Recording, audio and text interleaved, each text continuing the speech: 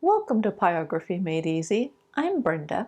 In this tutorial episode, I am going to explain how to create my Bengal Tiger artwork. Before we get going, I want to mention that I use what I call a zigzag burn stroke to create the fur. If you are not familiar with this, I did a video recently that goes into great detail on what the burn stroke is and how to use it. And I will put a link to that video in the description below. Well, let's get started. Begin by burning the dark fur and skin that is adjacent to the eye. Make sure to keep the outer edges of this fur and skin slightly jagged. This area transitions into white fur, and that transition line is not continuous. When you work adjacent to the eye, we do want a crisp, clean line there. Make sure that the front edge of your shader is on the outer edge of the eye. That will keep the eye crisp and clean. Rotate the board as needed to make it easier on yourself when burning around the eye. Also, I highly recommend working slow and burning at a lower temperature. It is a common urge to crank up the heat to get really dark burn results when you're working in a black area. The problem with this approach is that it makes fixing mistakes a lot harder. You're really better off burning at a lower heat setting and reburning to build up the color. I always get asked, what temperature am I burning at? I quit sharing that information because people started thinking something was wrong with their burner if they didn't get the same results. The temperature you should burn at really depends on a number of factors. For example, what type of wood is being burned on? Hardwoods require a higher heat than softwoods. What size of pen tip is being used? The larger the tip, the higher the heat. Also, how many burn hours does that pen tip have? A brand new pen tip will require a higher heat than a pen tip of the same type that is old and well used. I've switched to a writer pen tip because the smaller size will make it easier to work on the eye. Burn in the iris, but carefully avoid the reflected light. I purposely made the spot of reflected light larger on the left eye than the reference photo shows. I thought it looked better this way. If you prefer the reference photo, then make yours smaller. Next, finish darkening up the black areas around the eye. Don't make the area entirely black, as there is a thin band of slightly lighter color. An arrow is pointing to the spot on the reference photo. I use a circular motion burn stroke over the area. This gives the area irregular color. Afterwards, I burn around the band of lighter color to reduce its size. Of course, the same thing needs to be done with the right eye. I'm using General's white charcoal to color in the reflected light on the eyes. This makes them easier to see, and the charcoal will resist the heat of the pen tip. Afterwards, use the shader of your choice and begin burning in the eye. Avoid the reflected light. The color of the eye is darker at the top since it is a bit shadowed. The color is also slightly darker around the iris. I used either uniform strokes or circular motion as my burn method. Take your time with the eyes. Rushing seldom accomplishes anything good. The eyes are important because they are one of the main focal points on the artwork. Plus, most people tend to seek out and linger on the eyes. As I mentioned before, I am using either uniform strokes or circular motion as my burn methods. Also, I'm reburning to build up the color. I do not adjust the heat setting on my burner. I find that reburning gives me better control over the final color on the artwork. Plus, it helps to minimize the number of mistakes that are made. Once you have burned around the white charcoal, then erase it. Rotate the board so that the artwork is upside down. Burning in this direction can be beneficial for a couple of reasons. First, it allows you to work along the upper edge of the reflected light so that the edge of the pen tip is on the edge of the reflected light. This will produce a crisp, clean edge. The other thing that working upside down does is allow you to see the artwork with fresh eyes. Your brain isn't used to burning in this direction, so it pays more attention. Often, you will notice things you didn't see before. Along the outer edge of the eye, there is a ring of slightly darker color. The ring is not very thick, and it fades quickly. As you burn in this ring, make sure you do not have a crisp line where the color is fading. If your reflected light lost some of its brightness, like mine did, then gently scrape over it with the edge of a small knife. Lastly, we need to finish darkening up the skin under the eye. I kept the thin band of lighter color to a minimum, mostly because I thought that band was a bit distracting, especially on the right eye. A green arrow is pointing to the thin band. Please keep in mind that you do not have to do the same thing I did. With or without that thin band, the eyes are still going to look really good. Here's a close-up comparison of my artwork and the reference photo. Use a writer pen tip and burn the whiskers to a dark color. I had blocked in a good portion of the tiger, and during that time I tried several different methods with the whiskers. They didn't work out. This method has worked for me well on other projects. Once the tiger is burned in, then we'll remove the dark color to whiten up the whiskers. Now let's work on the black stripes. This is where I begin to use the zigzag burn stroke. On the smaller markings, I do burn some single lines versus using the zigzag burn stroke. When I do use the zigzag stroke, my burns are shaped more like a bolt of lightning or maybe a seismograph. They are not shaped like a sewing machine zigzag stitch. The inset photo in the lower right corner shows the type of burn stroke that I am creating. As I mentioned at the beginning of the video, I do have a tutorial that details how I create and use the zigzag burn stroke. A link to that tutorial will be in the video description. Regardless of whether you burn single lines or use the zigzag burn stroke, there are still some guidelines to follow as you're burning. The most important thing is to burn in the direction the fur is growing. Also, keep the edges of the stripes jagged. The markings do not have solid continuous lines. Instead, there are strands of adjacent fur overlapping onto the edges of the dark stripes. I often burn single lines here and there to make sure that the edges are jagged. Make sure to use a light hand pressure, especially when using the razor edge of the shader. A light hand pressure will help keep the pen tip from sinking down into the wood surface. Plus, it will help the pen tip stay at a consistent temperature. And lastly, don't burn at a high heat, even though we're working on the black markings. Burning at a lower heat allows you to work slower, plus it will provide more tonal variety, and that's going to help with the realism of the artwork. Re-burn over the markings to darken them up. Use the same burn stroke you have been using. Notice how my markings are not uniform in color. Plus, there are tiny gaps in the color here and there. Also, you can see an occasional line that sticks out further from the adjacent burns. Those lines become stray hairs that overlap onto the adjacent colored fur. All of these things added together create the realism of the fur texture. This tiger has a bit of a mane along the side of its face. The fur gets gradually longer as you near that mane. Increase the size or the length of your burn strokes accordingly. Switching to a larger shader can help with this.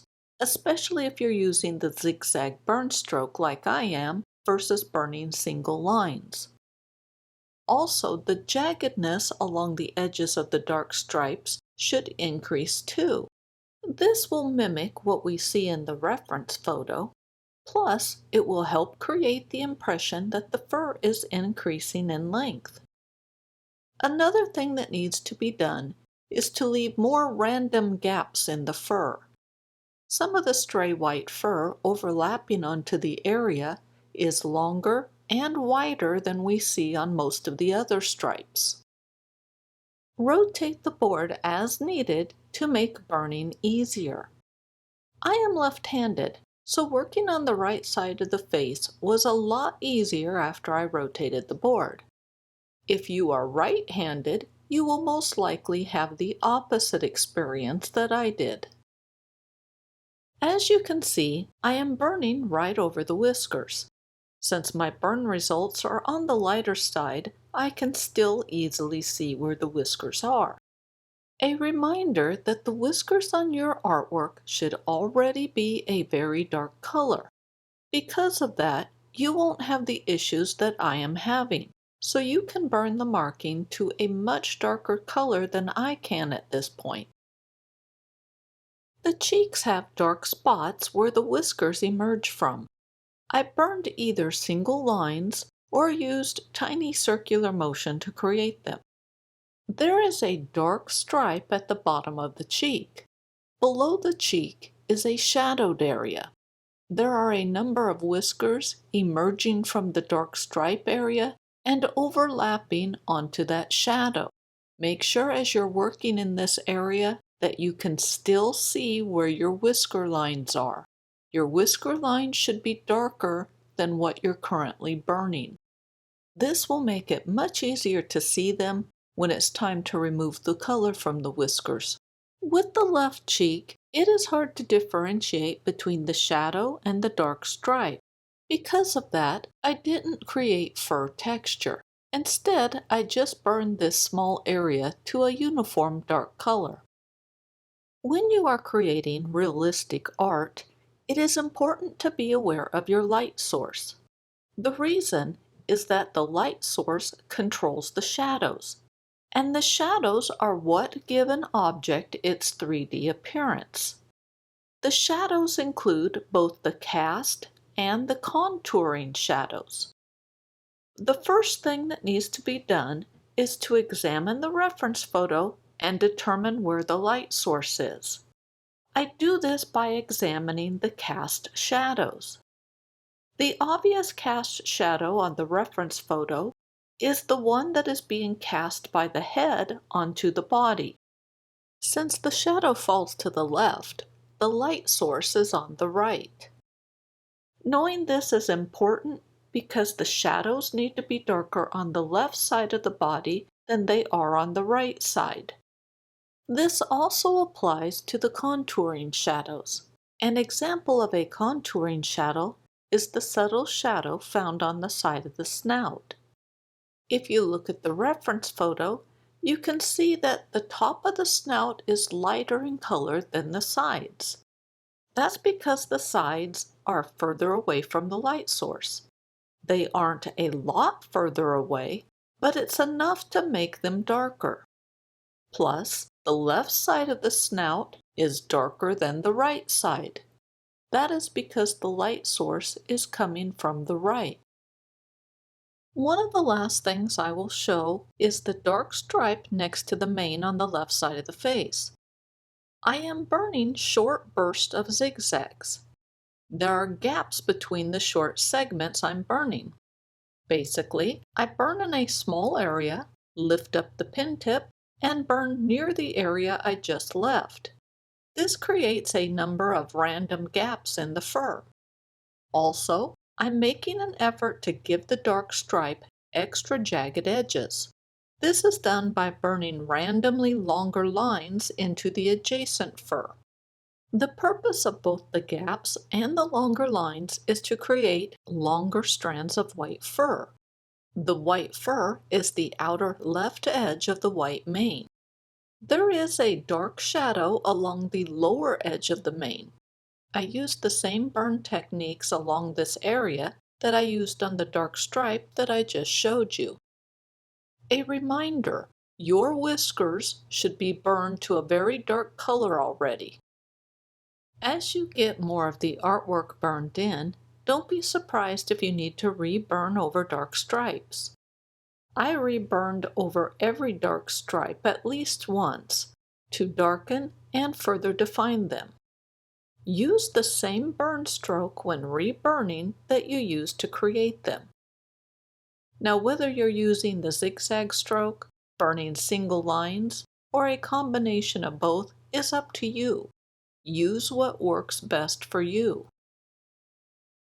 Here is how the black stripes look on my artwork before I did any reburning.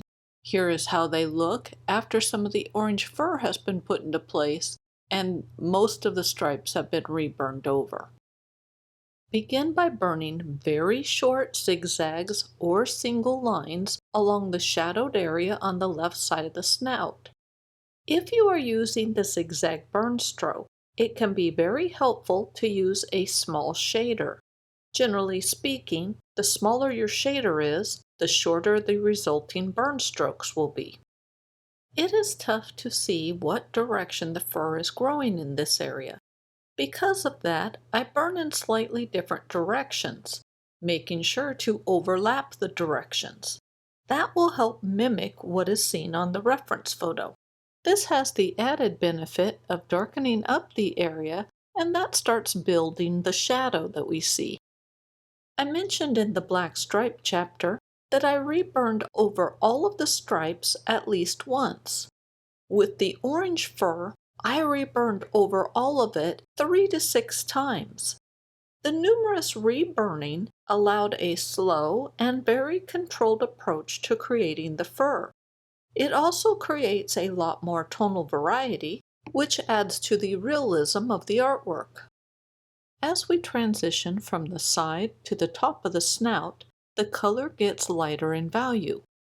As you work, make sure that the shadowed area remains darker than the top. Reburn over the shadowed area if needed so you don't lose the boundaries or the location of the shadowed area. Also, the transition between the shadowed fur and the non-shadowed fur should be gradual. You do not want crisp lines forming. Something that is very important at this point is to burn in the direction the fur is growing. The snout has fur that is growing in a vertical direction, so don't burn in a horizontal direction. That would not create realistic looking fur. Anytime I am creating realistic artwork, I frequently consult with the reference photo, and I highly recommend you do the same thing. What I'm checking for is I compare the area I'm working in with the reference photo to see how dark the area should be. I also check to see what sort of texture is in the area. Is it skin or fur? Other things that I check for are the direction the fur is growing, how long the fur is, and are there any shadows that I need to be aware of and replicate on my artwork. I'm not trying to burn the area to its final tonal value. Instead, I'm blocking in the area and creating tonal relationships. What does that mean? Allow me to explain. Right now I am working on the orange fur, and there are 2 basic but very important relationships that need to be created. 1. The orange fur must be lighter in tonal value than the black stripes. 2. The orange fur must be darker in tonal value than the white fur. These 2 basic tonal relationships must be maintained throughout the entire time you're working on the artwork. When I reburn over an area, I always make sure that my 2 basic tonal relationships remain. If they don't, I fix them. For example, if an area of the orange fur becomes darker than the dark stripes, there are 2 options to fix the problem. Option 1. Reduce the color of the orange fur. To do this, I rub over the area with a sand eraser. Sand erasers are also called ink pen erasers. I'll put a link to one in the video description. Option 2. Reburn over the dark stripes to make them even darker. Option 2 can only work if the dark stripes are not pitch black in color. Once the dark stripes are as dark as you can burn them, then you have to use option 1. There is another tonal relationship I need to talk about besides the two basic ones that I previously mentioned. This relationship pertains to the shadows and is applicable to one color of fur at a time. So let me explain this. We started burning the shadowed left side of the orange fur on the face. This area is the darkest area on the facial orange fur. As the rest of the facial orange fur is burned in, it is important to keep that shadowed left side the darkest area of the orange fur. If the top of the snout becomes darker than the shadowed side, then it needs to be fixed. To fix the problem, we use either option 1 or 2 that I previously explained. If you choose option 1 and reburn over the shadowed left side, make sure that the color is still lighter in value than the dark markings. Here is how the short fur looks on my artwork. I only consider the short fur to be right around the face and on the top of the head. Now it is time for reburning. I start in the same general area, the shadowed left side of the snout. I prefer to work on the darkest areas first for 2 reasons. 1, they are easy to match up with the reference photo, and 2, they won't get lost when I work on the lighter areas of the fur. Plus, the contouring shadows on the face are very important because they are going to give the face its shape and 3D appearance. As I reburn, I'm using the exact same burn stroke and techniques that I used when I initially blocked in the area. Another thing I do as I'm reburning is maintain the tonal relationships I previously explained. Since the relationships have already been created, it's just a simple matter of making sure you don't change them. You may be asking, how dark should you burn the orange fur? Quite truthfully, stop when you're happy with the artwork. The only real consideration is to make sure that the orange fur is darker than the white fur and that the orange fur is lighter in color than the dark stripes. Something I highly recommend is that you take your time. Don't rush to get the job done quickly because it is doubtful you'll be happy with the results. I spent a number of hours burning and reburning over the fur. In fact, I spent almost 17 hours on this artwork, and that did not include the border or the whiskers. I won't lie, it gets a bit monotonous. One thing I found to be very helpful was to have other pyrography projects to work on when I got tired of working on the tiger. Not only did this give me a break, but that break allowed me to return to the tiger and see it with fresh eyes. A lot of times, this allowed me to see areas that needed improving, areas I might not have noticed before because I was tired of working on it. The last thing I will mention about the short facial fur is that you do not have to avoid burning over the dark stripes. The reason is that you should be burning at a low enough temperature that the burn strokes will have little, if any, impact on the dark stripes. Here are some progress photos showing how the short orange fur changed after being reburned over a number of times. Medium length orange fur is what I would describe as being on most of the body, the exception being the lower part of the legs. There I would burn short fur texture. What is the difference between medium and short fur texture? Nothing except the length of the burn strokes. If you are using the zigzag burn stroke, then I would recommend using a medium-sized shader. If you're burning single lines, I doubt the size of the pen tip you're using will matter. All of the techniques and guidelines that we use on the short fur apply to the medium fur. Of course, the exception being the increased length of the burn strokes. Quite truthfully, I could probably have skipped this chapter as I don't have anything new to explain. The only reason I'm including it is to show more of the outer left edge of the mane being created. I get numerous questions on how to deal with this type of area. The tiger isn't that difficult to create. The most challenging part of the artwork are the outer edges of the mane. I recommend not working on the outer edges of the mane until you're feeling comfortable with the general fur texture creating process. If you start feeling frustrated while working along the outer edges of the mane, then stop. At that point, either work on a different section of the artwork, take a break from the artwork, or work on a completely different piece of artwork. I do want to remind you that if you are using a thin, flat type of shader like I am, to use a very light hand pressure when burning, especially when burning with the side or the razor edge of it. The side is very thin and has a tendency to sink down into the wood surface. This gets worse the harder you're pressing down on the pen tip. A heavy hand pressure can create deep grooves into the board, and that makes reburning over the area more difficult because the pen tip wants to follow along in those deep grooves. In fact, a good number of problems beginners experience are due to using a heavy hand pressure.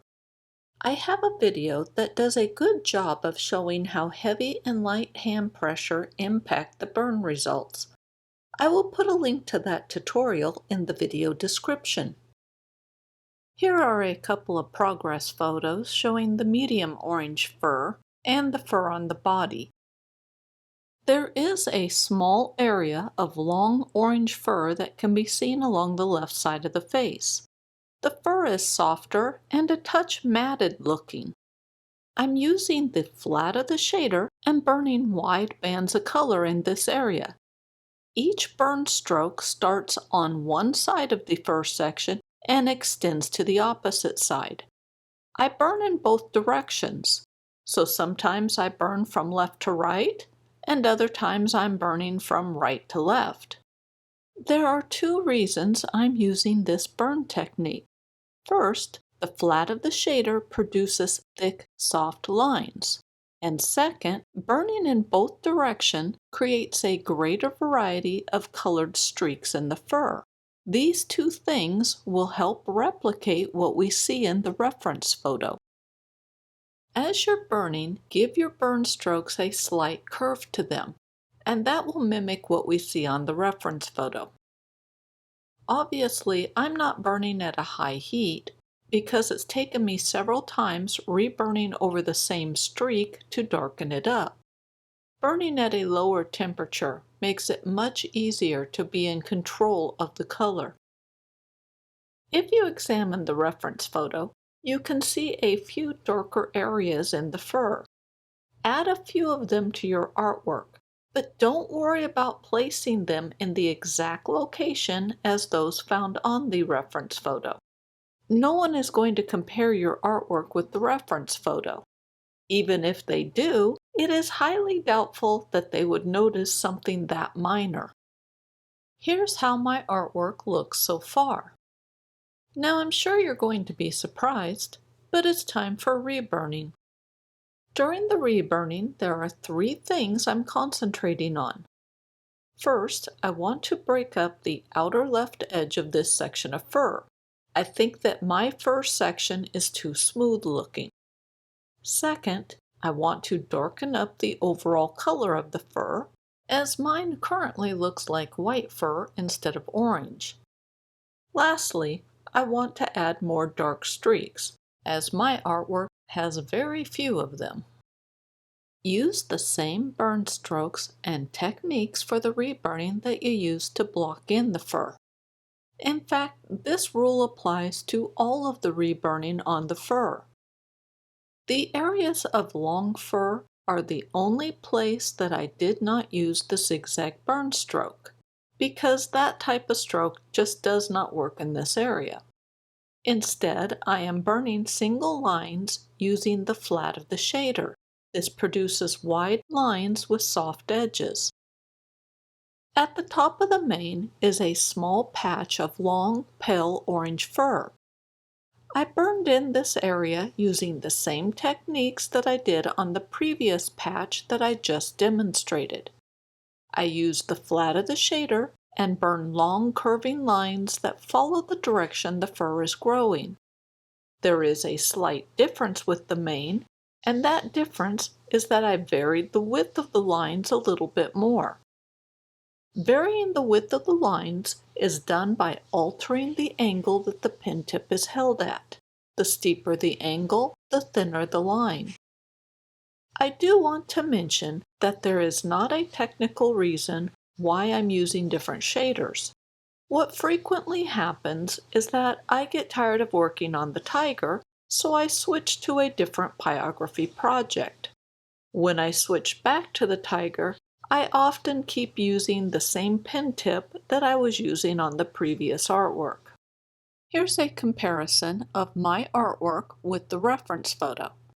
Quite truthfully, all of the long orange fur on my artwork should be several shades darker than what it currently is. We'll begin with the short white fur around the left eye. I am burning a number of thin lines that are dark tan in color. You might think that these lines seem a bit dark, but in actuality they aren't. That's because there is a lot of empty space around them, so when viewed from a distance, the fur is still going to look white. All white fur needs color, otherwise it just looks like unburned wood. I waited to work on the white fur until the dark stripes and the orange fur were 90 to 95% done. The reason is that it is easier to determine how dark the white fur lines can be when the adjacent fur is already burned in. Or to put it another way, the darker the adjacent fur is, the darker the lines on the white fur can be and still look white. The eyes are the focal point on the tiger. They are what we want the viewer to notice first. To help ensure that the eyes are the focal point, the white fur around the eyes needs to be the lightest in color of all the fur. To put that another way, all of the fur on the rest of the tiger needs to be darker than the white fur around the eyes. The other areas of white fur do not need to be a lot darker than the eye fur. Instead, a shade or two darker will be sufficient. I have sped up the video for the right eye. There isn't anything unique or special about the white fur around this eye. Use the same techniques with the right eye that we used on the left. Burn a number of thin, single, dark tan lines. Burn more lines in the shadowed areas that are near the eye, and burn fewer lines the further from the eye that you are. Here's a comparison of my artwork with the reference photo. My white fur should have more color to it, especially along the shadowed area. I marked the area with a circle. Use the shader of your choice and burn a very dark, wide line along the nostril opening. Then fill in the shadowed area on the nostril opening, including the small triangular shape just below the nose. Don't burn the outer edge of the area to a pitch black color like I did. At some point, I had to erase that color. The green arrow marks the spot where I had to sand away the crisp line I had created. Begin burning over the white fur on the cheeks. All of the fur on the cheeks needs to be a little bit darker than the white fur around the eyes. This will help ensure the eyes are the focal point. I am using either the zigzag burn stroke or I am burning single lines. The fur on the cheeks is short, so adjust the length of your burn stroke accordingly. Also, the color along the bottom of the cheek should be darker than the top. This will create a contouring shadow that will help the cheeks look rounded. The contouring shadow on my artwork is a lot more pronounced than what the reference photo shows. My artwork is the inset photo circled in orange. It is up to you if you want to do what I did or mimic the reference photo. As I burn in the fur, I am starting the burn stroke on one of the dark markings. Then I pull the pen tip downward, often stopping before I reach the next row of dark markings. This creates a contouring shadow along the row of dark markings. Or to put it another way, it makes it appear as though that row of dark markings is recessed a bit into the cheek. If you need to know how to create the jagged outer edge along the cheeks, I suggest you watch either the Black Stripes chapter or the Chin chapter. To cut down on how long this tutorial is, I'm only going to show the right cheek being burned in. The same techniques need to be applied to the left cheek. Here's a close-up of the white cheeks on my artwork compared with the reference photo. Use the shader of your choice and burn circular motion over the nose. The circular motion burn stroke provides a little color variation to the nose. Looking at the reference photo, you can see that the nose does not have a smooth surface or uniform color. Instead, it's a little bumpy looking, and the base is darker than the top. There is also a center line running down the nose. This line is a touch darker than the rest of the nose. As you can see, I did not try to make an exact replica of the reference photo. Viewers will see the nose, but they are not going to spend a lot of time examining the nose. So we need to burn in the nose, but we don't need to worry about replicating every detail found on the nose. I always like to remind people that I am just explaining how I created the artwork and why I did things a certain way I did. This does not mean you have to do the same thing. If you want your artwork to look closer to the reference photo, then please do so. After the nose is blocked in, then re-burn over the lower portion of it. Make sure the color is darker near the center line. Now, for some reason, I considerably darkened up the fur adjacent to the top of the nose. This is obviously not what the reference photo shows, but I would have to say I kinda like how it turned out. Up to you if you want to do the same. After that was done, it was a matter of re-burning over the nose until it was as dark as I thought it should be. One thing I did not do is apply a layer of tiny dots over the entire nose surface. Normally I do that with all animal noses. This will give the nose a slight bumpy appearance. I highly recommend you do this step, even though I did not. But keep the dots within a shade or two of the color of the nose. The dots should be a subtle texture, but shouldn't be glaringly noticeable. The image on the left is how my artwork actually looks. The image on the right shows how the nose could have looked if I had remembered to add the tiny little dots. This comparison shows more of the face, so you get a better idea of the impact the tiny dots would have on the artwork. Lastly, here's a close-up of the nose on my artwork compared with the reference photo.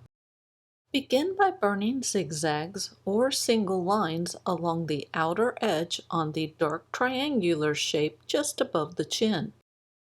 Make sure that the lower edge of the triangular shape is medium to dark brown in color, not pitch black like the rest of it. Next, burn some dark tan lines along the top of the chin. Vary the length and the thickness of these lines. We are creating a cast shadow on the chin.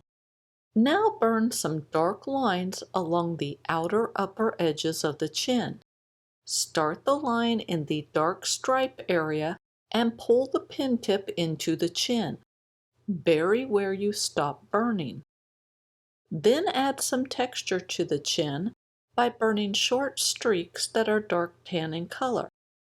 Yes, I know this doesn't match what the reference photo shows, but it is what I did. After that, work your way around the rest of the outer chin, creating a very jagged edge along it. The color of the burn strokes should get lighter in tonal value because there is shadowed white fur behind the chin. I am mostly using the zigzag burn stroke as I work along that outer edge, but sometimes I do burn single lines. You need to use whichever method works best for you. I did not create the really long white hairs that hang down from the chin, mostly because I didn't want to hassle with them. Plus, I doubt anyone will notice the lack of them being there. One thing that needs to be done is to darken up the fur behind the chin to a dark tan or maybe a light brown color. This is needed to ensure that the chin and its wispy hairs can be easily seen. After the background fur is darkened up, it is time to finish the chin. I began by darkening the shadow along the top of the chin. Then I burned a number of lines to give the chin texture. Some of the lines were thin and had a slight curve to them. Others were very thick. All of the lines varied in length and were burned in the direction that the fur grows. I also spent time burning more lines along the outer edge of the chin to increase the number of wispy hairs. Basically, I'm reburning over the background fur to further darken it up.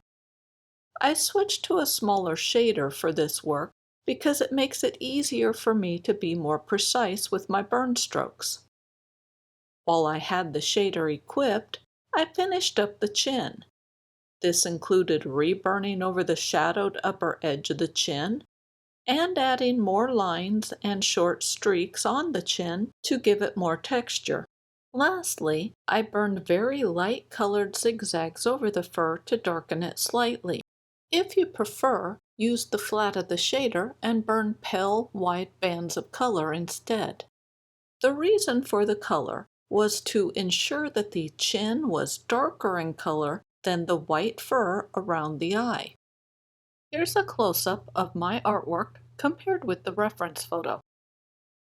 All of the fur on the body was created using the zigzag burn stroke. Once again, I will remind you that you can burn single lines instead of using the zigzag burn stroke. I did not try to mimic the reference photo. Instead, I kept things super simple and burned all of the fur short to medium in length. The body is not the focal point, so all it needs is color and some texture. I did reburn over the body a number of times to slowly build up the color. There are only two things you need to do with the body fur. One, burn the fur in the direction it's growing, and two, make sure to capture the cast shadow. It is what offsets the mane. To do this, just burn the fur in the cast shadow area a couple of shades darker. Other than the cast shadow, there isn't anything unique or special with the body fur. For that reason, we're moving on to the next chapter. Here's my artwork compared with the reference photo. The body fur on my artwork is not as thick and plush looking as the reference photo, but is not the focal point, so it doesn't matter. There is a small area of the tiger's chest that is visible. The fur in this area is long and very soft looking. To replicate that, use the flat of the shader and burn uniform strokes in the area. The flat of the shader produces wide, soft burn strokes, and that's what we want here. I should mention that the color in the area does not need to be uniform. Instead, each burn stroke should be a uniform color from start to finish. As you can see, the black stripes have already been burned in. The techniques used to create them are the same for the other stripes, so I'm not going to go over that again. What I do want to mention is that the stripes have a lot of white fur that overlaps onto them, so the color is more muted. Keep the color of the dark stripes in the light to medium brown range. I highly recommend burning at a lower temperature. This will allow you to work slower without having to worry about heat buildup on the pen tip. The higher the heat is, the faster you have to work to ensure that the color stays in the tan range. It is much easier to turn down the heat and work in a slow and controlled fashion. A lower heat setting will help prevent, if not completely eliminate, dark blotches from happening. The chest fur is not made of glass, so we don't want it to be too smooth looking. To fix this, I am burning either zigzags or single lines over the fur. This will add some color and texture to the fur. The amount of color and texture I added to the fur and leg might seem excessive, but it is accomplishing two things. First, it's making sure that this fur is darker than the white fur around the eye. Second, as the artwork ages, some of the colors fade. Burning areas a shade or two darker than the reference photo will help against this aging process. Unfortunately, I am not aware of anything that will prevent the wood from aging. Wood is not acid-free, so the best we can do is to slow down the aging process. This is done by sealing the artwork with a good finish. I recommend either lacquer or polyacrylic, and keeping your artwork out of direct sunlight. Here's the reference photo compared with my artwork. To create the jagged left edge of the mane, you must burn on the fur behind or adjacent to the mane. To do this, burn a series of single lines or use the zigzag burn stroke along the edge. Vary how long the burn strokes are. Also, leave gaps here and there. This will look like white fur overlapping onto this darker fur that we're actually burning. For more information on this subject, watch the medium orange fur chapter or the last few minutes of the black stripes chapter. Let's start with the shadowed area on the left mane. This area needs to be darker than the cheeks. The reason is that the darker color will push this shadow area into the background, making the cheeks appear closer to the viewer. This gives us a 3D appearance. Use the flat of the shader and burn wide bands of color. Make sure the color is lighter in value than both the orange and black fur. Also, vary the width of the burn strokes. It is perfectly acceptable to burn some very thin lines in the fur on the mane. The fur on the mane is slightly coarse looking, plus it tends to separate into large sections that come to a tapered point. This creates a lot of layers in the fur. And for white fur, there is a fair amount of color variation. Do we need to replicate all of these details on the reference photo? No. Instead, we are going to keep things simple and just burn long fur texture over the mane. There is a transition zone along the side of the face. I circled the area on the reference photo. The fur in this area needs to be short to medium in length. Like the mane, it needs to be darker than the cheeks. You can burn this area so that it is the same overall color as the mane, or you can burn it so that it is a shade or two darker than the mane. Other than the length of the burn strokes, the technique for working on this shorter fur in the transition zone is the same as the long fur on the mane. Burn lines that vary in width and make sure to burn in the direction the fur is growing. I mentioned before that the mane has layers of fur. There are also quite a few sections of fur that come to tapered points. You can add these layers and sections if you want. To do so, just start burning a slightly darker area within the mane, like I am currently doing. This breaks up the length of the fur. The shorter section, an arrow is pointing to it, appears to be casting a shadow onto the underlying fur. Basically, we just created a section of fur. You can create as many or as few of sections as you want. I did not create very many layers or sections of fur on my mane. Quite truthfully, I think I should have added more. I think my problem was, by the time I got to the mane, I was almost done with the artwork, and I just wanted it to be done. That is a prime example of rushing to get a job done, which is something you shouldn't do. You will be much happier with the results of your artwork if you take your time. I burned a layer of zigzags over the transition fur to give it a base layer of color. Then I reburned over the shadowed lower portion of it. In the shadowed area, I mostly burned single lines. For me, it is easier to control the size of the gaps between the single lines than it is with the zigzag burn stroke.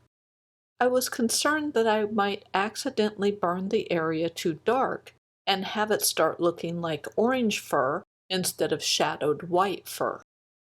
Just a couple of reminders and I will finish this chapter. First, make sure your burn strokes have a slight curve to them. Second, always burn in the direction the fur grows. And lastly, burn the mane to a color that is a couple of shades darker than both the white fur around the eyes and the cheeks. The mane is further in the background than either the eyes or the cheeks, so the darker color will push the mane into the background where it belongs. Here's a close-up of my artwork compared with the reference photo. Begin by defining the outer edge of the mane.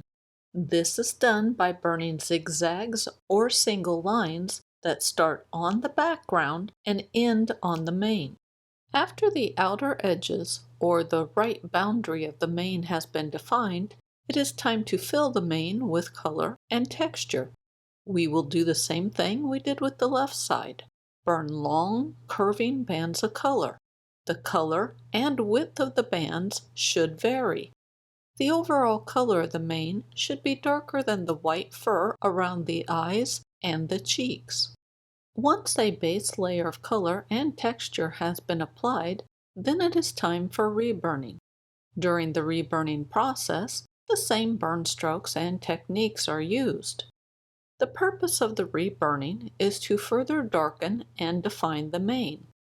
Part of this process includes reburning over the background adjacent to the mane so that the mane stands out more. Also, considerable effort should be spent making the outer edges of the mane jagged, which again is part of the reburning over the background. The transition zone on the right side of the face needs to be burned in too. Treat it the same way that the left side was treated. In fact, there is nothing new I can tell you about the right side of the mane.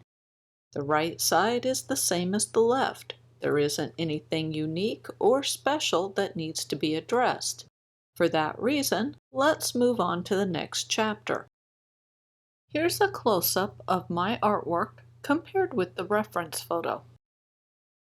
Both ears have black fur along their outer edges.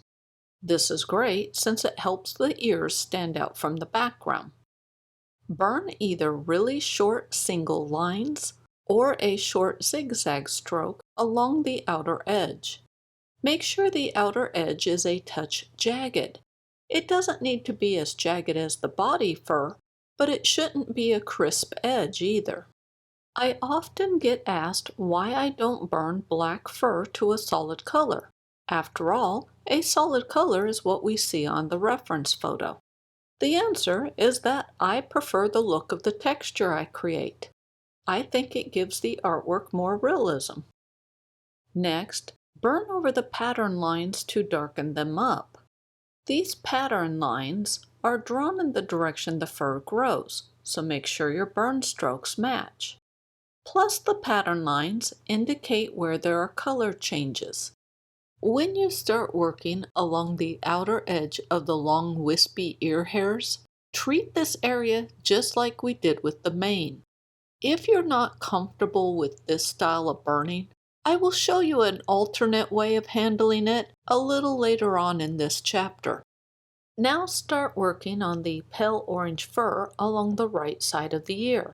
At the base of this area, there are some dark shadowed areas behind a few long clumps or sections of hair.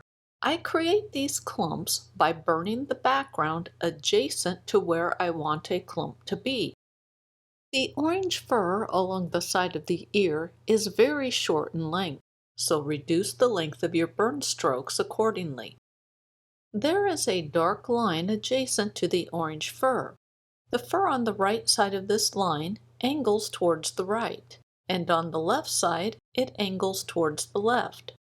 I burn a series of short, dark lines angled in the appropriate direction to mimic this, but it's not an exact replica. I'm not striving to create an exact replica of the reference photo. Instead, my goal is to capture the general characteristics of it. After all, no one is going to compare the artwork with the reference photo. Make sure to burn over all of the ear fur so that it is darker in color than the white eye fur. Currently, I'm tapping the pin tip along the edge of the black fur. This mimics the little bits of dark fur or skin that we see poking out here and there. Plus, it ensures that the area is a bit jagged. I'm working my way around the ear, burning in the areas adjacent to the long wispy hairs in the center. To put it another way, I am slowly defining the outer edges of the long wispy hairs. In many ways, this approach is very similar to working along the outer edges of the mane. You block in the area and then start reburning over it to darken and further define it. During that reburning process, smaller individual clumps of fur or hair are created. The area is also made to be more jagged. Along the left side of the ear, the white fur is really short, and I'm not trying to create a texture. Instead, I'm just using the flat of the shader and burning over the area. It has a little color variation, but not a lot. As long as the overall color is several shades darker than the white fur around the eyes, it will be plenty good enough.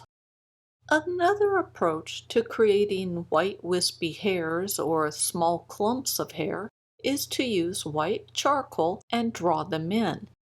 This makes them easy to see and avoid. If you don't like how they look, you can erase the charcoal and redraw the lines. This technique can be used along the outer edges of the mane and the chin. Once the lines are drawn to your satisfaction, then carefully burn around the charcoal. White charcoal will resist the heat of the pin tip, but it won't block it completely.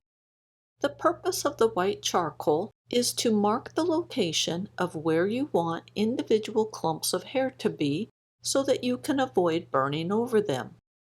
Is the white charcoal method better than what I have been doing? I'm not sure. I think some of you will love the white charcoal approach, and others will find it as an unnecessary step. I highly recommend trying both ways to see which method you prefer. I often find brighter pin tips work great for working in small areas and creating wispy hairs. Mostly because the smaller tip makes it easier to avoid the white charcoal and burn thin lines without having to hold the pin tip at steep angles. I am concentrating on the darker areas on the ear.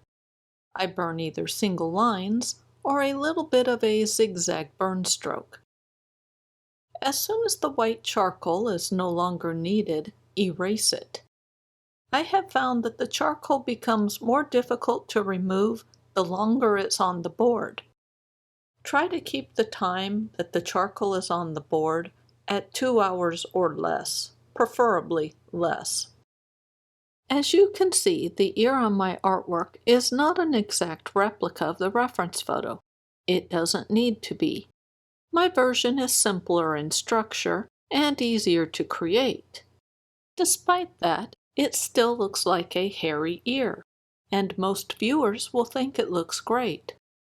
Once I have the little clumps of wispy hairs defined, I switch to a small shader to darken up the hair.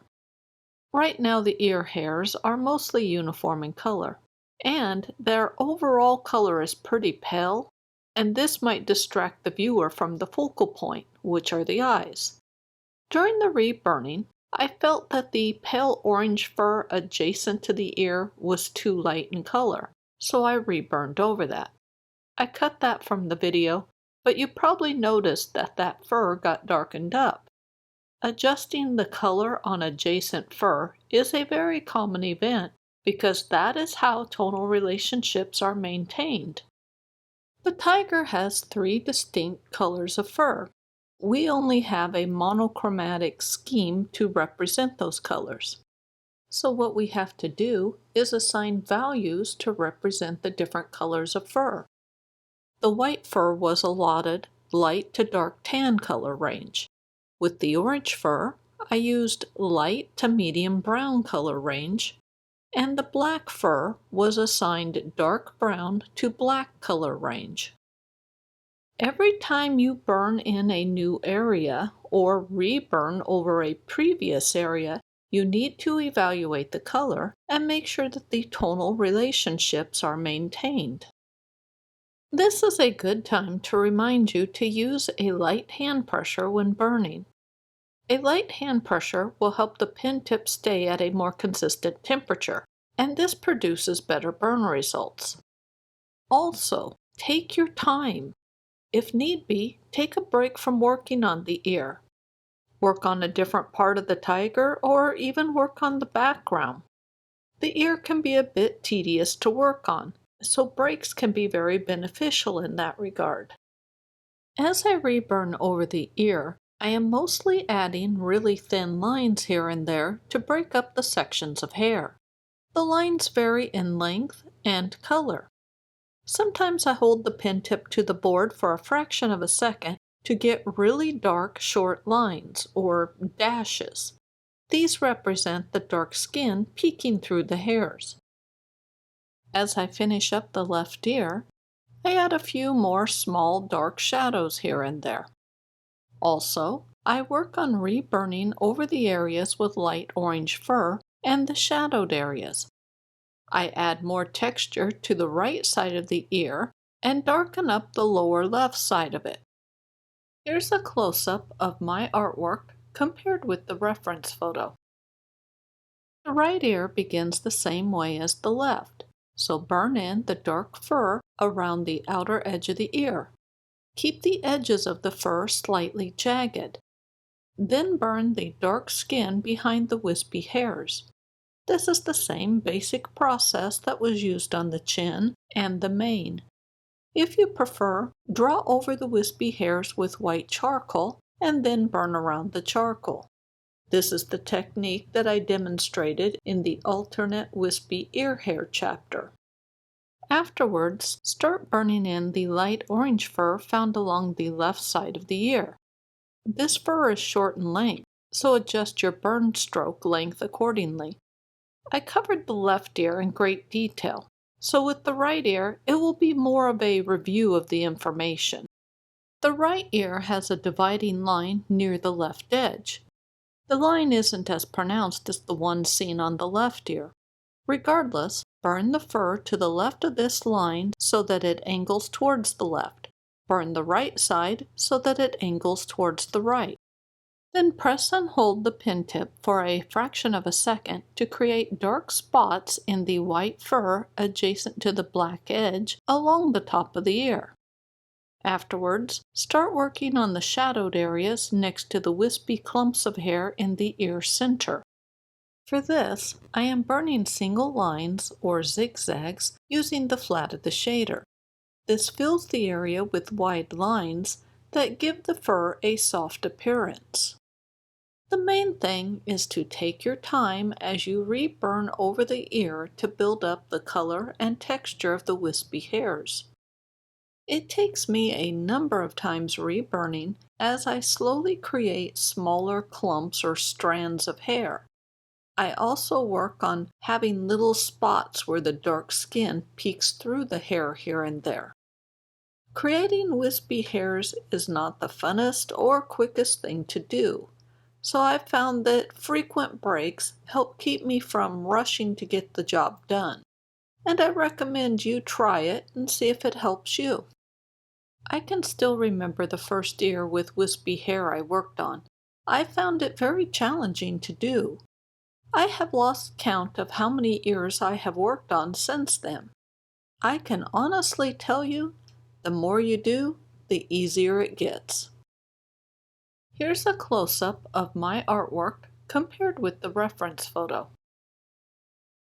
After all of the pyrography is done, then use the tip of a sharp knife and gently scrape away the color on the whiskers.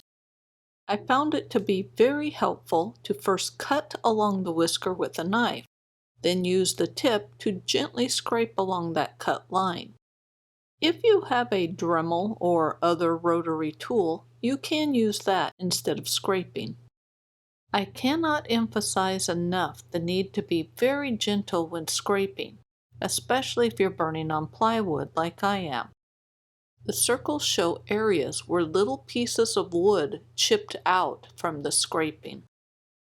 I started out trying to replicate the concrete background on the reference photo. It made the background too busy, and it competed with the tiger for attention. So I reduced the color and tried other things. Eventually, I just simplified the background. I began burning the background to a fairly uniform color using uniform strokes. The key to the smooth color is to burn at a lower heat setting, pull the pen tip down towards yourself, use a light hand pressure, and keep your hand speed constant. Once the background had a base layer of color, I then burned a series of thin lines over it to represent cracks. The lines are just a couple of shades darker than the background, so they're noticeable but not super noticeable. Afterwards, I burned along one side of the cracks to give the area a bit of texture. I used either circular motion or uniform strokes as my burn methods. I kept the color similar to that of the cracks. The purpose of the background is just to give it color so that the white fur on the tiger is lighter in value, and that will help the fur stand out more. Here's a close-up of the background on my artwork. This chapter contains progress photos of the artwork. Some people have told me that these are very helpful. As the pictures go by, I'll provide some stats. The artwork was burned on birch plywood. The board measures 10 by 10 inches. It took me almost 17 hours to do the pyrography. This does not count the whiskers or the dark border frame around the edge of the artwork. Here's the final artwork. I highly recommend painting the sides of your board, especially if you have a dark border frame like I do. The dark sides give the artwork a polished, professional look. The tiger has dark spots on its snout that are an equal distance from the nose.